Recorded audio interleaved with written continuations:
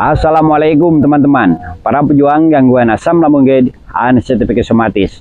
Bertemu kembali dengan saya Yosef Supriyatna dan masih tetap di channel Inspirasi Hidup Sehat.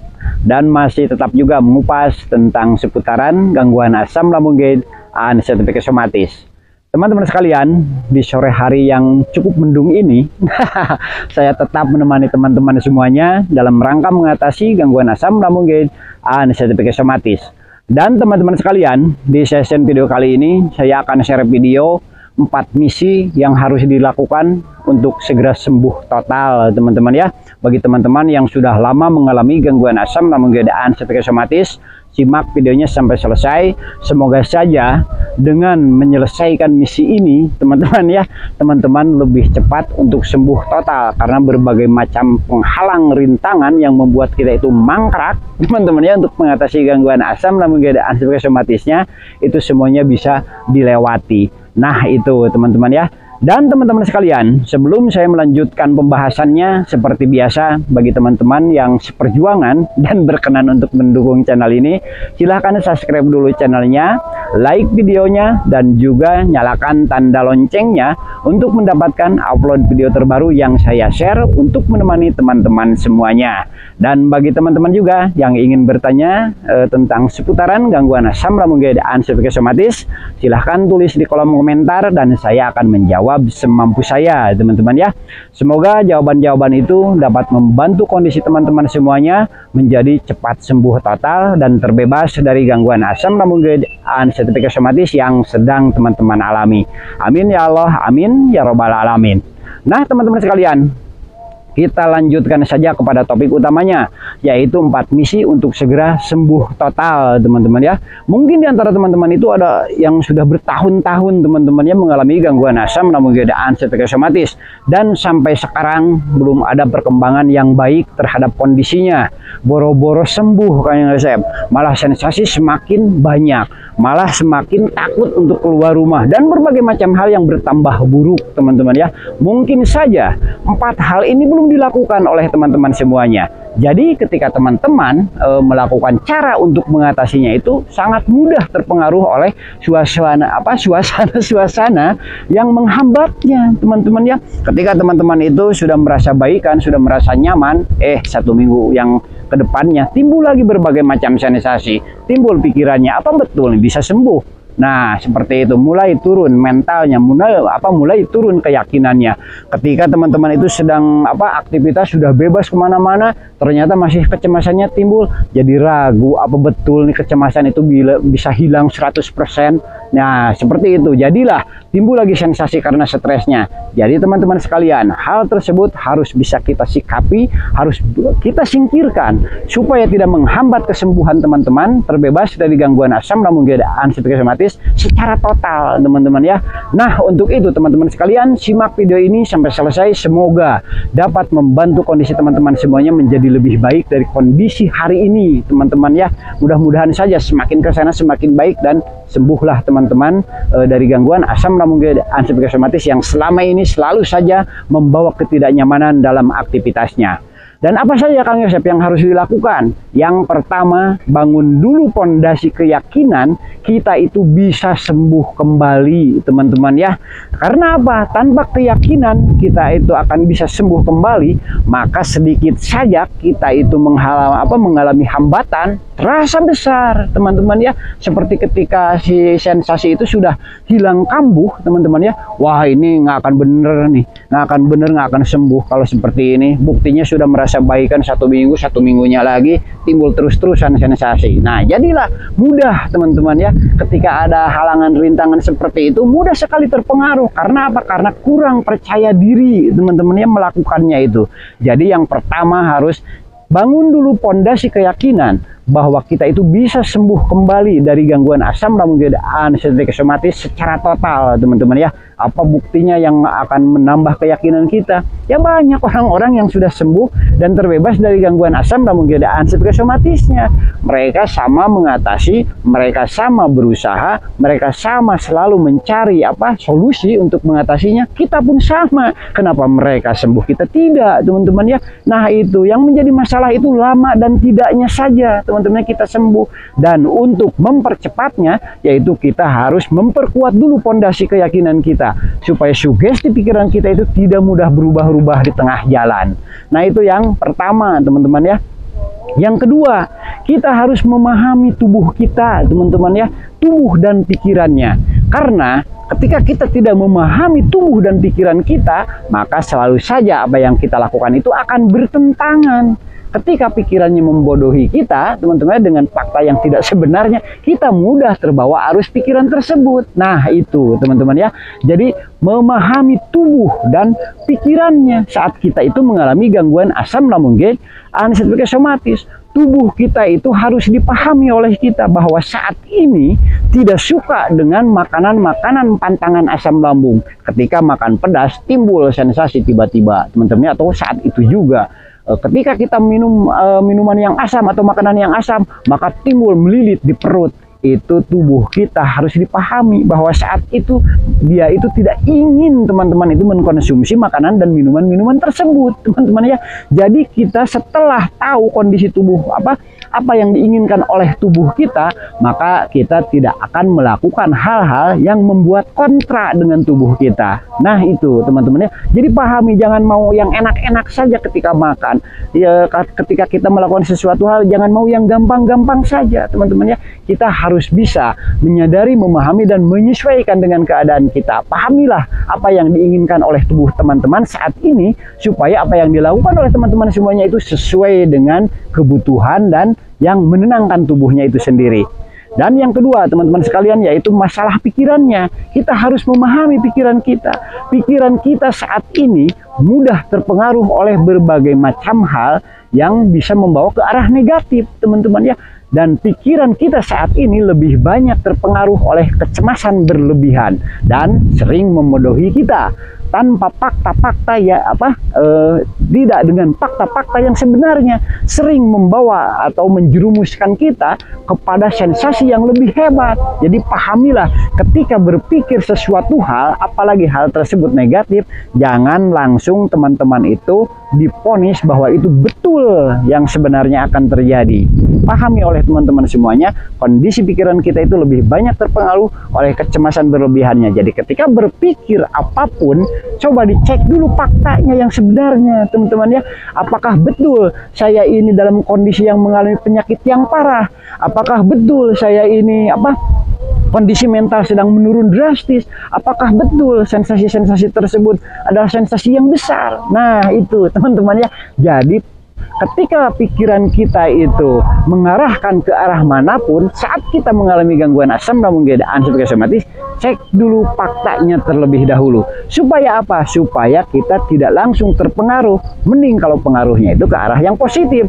Tetapi ketika berpengaruh ke arah negatif, maka durasi sensasi akan lebih lama. Untuk sembuh total juga akan menjadi lebih lama. Jadi teman-teman sekalian, tubuh itu jujur, teman-teman. Ketika kita lapar, kita itu kerucuk-kerucuk perutnya, maka kita akan makan, teman-teman. Tetapi pikiran, nah inilah yang berbahaya, teman-teman ya. Tetapi pikiran kadang itu sering membodohi kita, membodohi dengan tidak fakta yang sebenarnya. Tetapi itu adalah hal yang positif sebenarnya, yaitu untuk kita lebih berhati-hati. Namun ketika kita menganggap bahwa itu akan betul terjadi dan menegangkan jaringan tubuh kita dan terjadi terus-menerus, itulah yang menjadi masalahnya. Nah, itu teman-teman ya.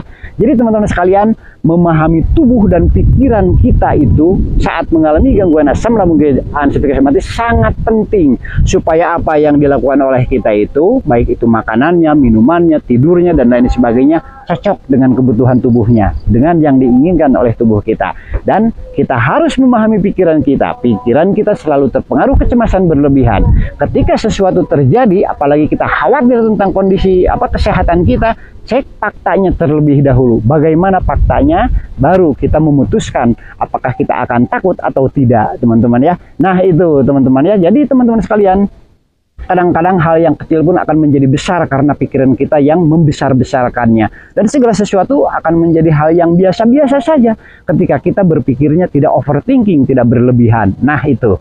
Yang ketiga, teman-teman sekalian, kelola fisik kita supaya apa? Supaya mental kita itu kuat. Karena di dalam fisik yang kuat, maka akan ada mental yang kuat juga. Ketika fisik kita lemah, mudah kena angin sedikit, kembung perutnya, teman-teman ya, jalan-jalan dikit, sakit kakinya itu pada apa? Pada pegel-pegel dan lain sebagainya, misalkan sensasi-sensasi timbul, itu adalah hal yang harus diperbaiki. Karena apa? Di dalam fisik yang kuat, maka terdapat jiwa yang kuat juga, mental yang kuat juga, teman-teman ya. Untuk itu, saat teman-teman mengalami gangguan asam lambung dan psikosomatis, jangan malas untuk aktivitas, teman-teman ya. Memang Kang Yosep bisa itu dilakukan karena kan banyak takutnya. Ya tentu saja bisa, yaitu dengan memaksakan diri, teman-teman ya. Kita harus bisa memaksakan diri dulu. Pada saat awal-awal kita mengerjakan sesuatu hal dan kita malas, cobalah untuk memaksakan diri, karena itu hanya belum terbiasa saja, teman-teman ya. Ketika sudah terbiasa, insya Allah itu bisa diatasi, teman-teman ya. Jadi rajinlah untuk aktivitas yang menimbulkan keringat, rajinlah untuk berolahraga ringan, teman-teman ya, terutama dengan jalan-jalan. Nah, itu lakukan oleh teman-teman sekalian. Ketika metabolisme kita itu lancar, maka jaringan tubuh kita itu tidak akan banyak hambatan mobilitasnya itu sangat mendukung sekali untuk teman-teman segera sembuh total dari gangguan asam lambung dan psikosomatis yang sedang teman-teman alami. Rasa malasnya jangan diikuti, teman-temannya, mulai dari malas aktivitas, malas makan, dan berbagai macam kemalasan, pokoknya harus disingkirkan oleh teman-teman itu, jangan diikuti. Itu adalah pembawaannya, teman-teman ya. Kita malas makan ya karena ada pahit, asam dan lain sebagainya, akali oleh kita itu.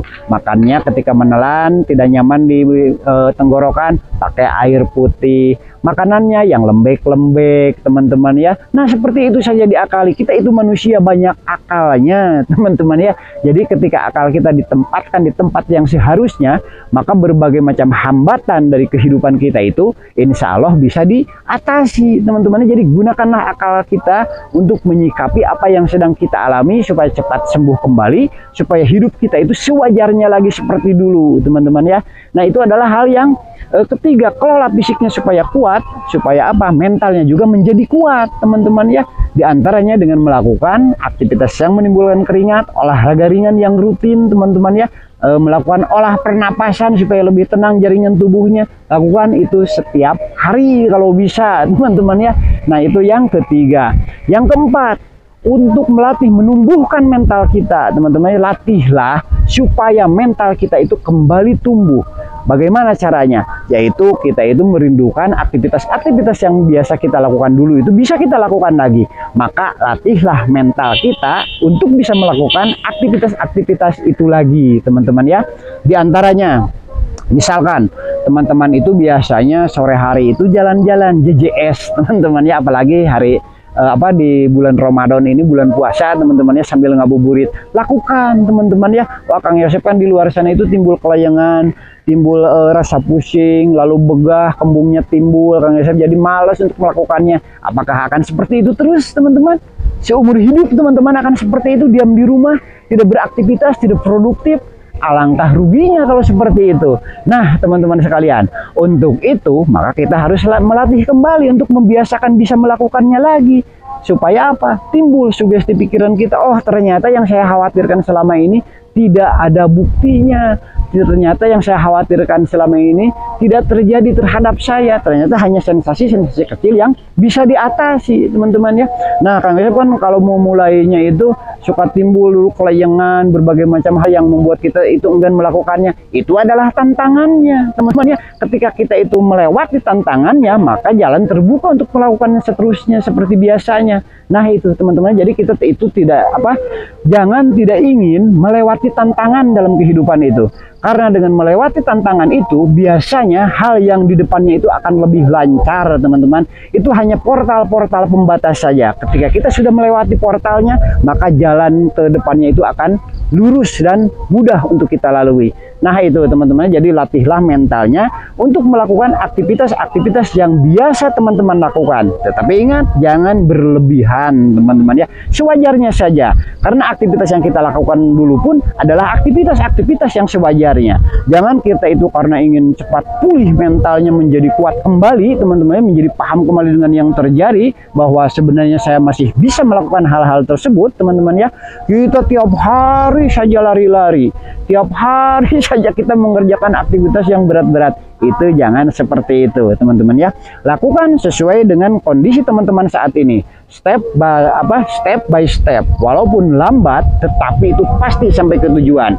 Jangan sampai ketika kita itu jalan kencang, kita kesandung, malah lebih lama untuk mengobati sakit kaki yang diakibatkannya. Jadilah kita menjadi lebih lama mengalami gangguan asam lambung GERD dan psikosomatis yang sedang kita alami itu. Nah, teman-teman sekalian, itulah 4 misi yang harus diselesaikan terlebih dahulu, teman-teman ya, saat mengatasi gangguan asam lambung GERD dan psikosomatis. Insya Allah setelah 4 misi itu bisa teman-teman jalankan, bahkan terselesaikan, maka untuk sembuh total itu akan lebih lancar, teman-teman ya, perjalanannya itu. Karena apa? Karena faktor-faktor penghambatnya itu sudah bisa dilewati, teman-teman ya.